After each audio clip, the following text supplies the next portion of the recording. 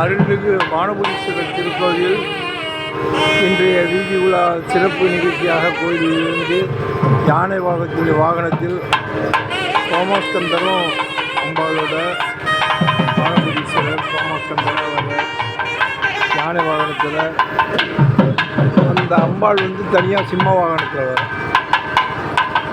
இது ஒரு கண்கொள்ளா காட்சியாக இருக்குது. ரொம்ப அற்புதமான காட்சி.